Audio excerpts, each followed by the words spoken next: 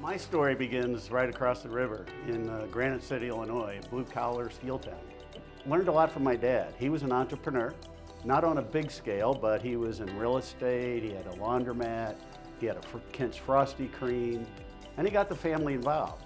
Some of my memories are sitting around at night counting the coins from the laundromat and putting them in the wrappers at the Kent's Frosty Cream, pumping ice cream for the customers. When I got out of high school, I attended Washington University, and it was a great learning experience. Obviously the academics there are fantastic. I learned a lot. I got my business degree, MBA, and that was really terrific. But for me, there was an additional benefit to attending Washington University. And when I started attending Washington University and learned the different cultures, different ideas, religions, but I learned how to interact with people who didn't think like I did. And it's really been a great benefit because obviously it's a world of diversity, and I love working with people who have different thoughts, and we don't always agree, but together we can always come to the right decision.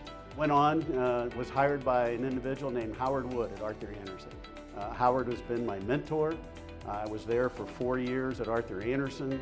One of my clients was led by Bob Brooks, who was an entrepreneur here in town.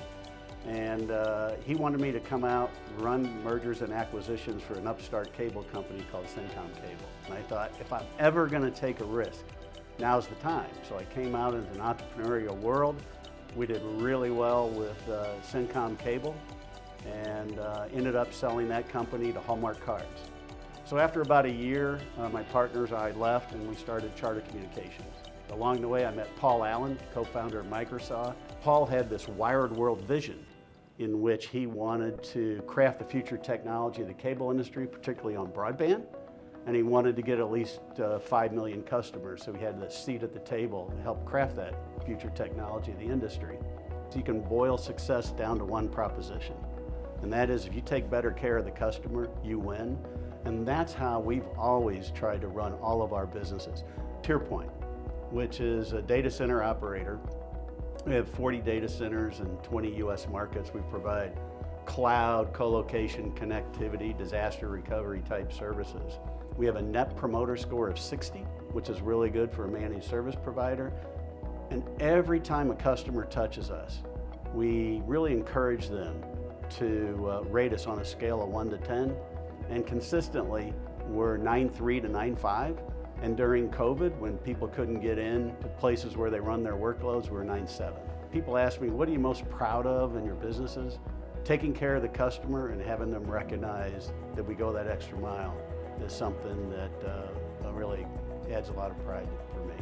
One of the lessons that I learned from my father is he had a number of business partners in his various ventures. And some worked out and some didn't. And one of the things that I really learned from him, that in business, when choosing your business partners, be as careful as you are in choosing your spouse. And I've been really lucky. Judy, my wife, we've been married almost 36 years. The future of our region, the future of our business community is in our kids. And what better way for our kids to learn about business? I think over 80% of JA alumni say the best thing about junior achievement it taught them all about how a business runs.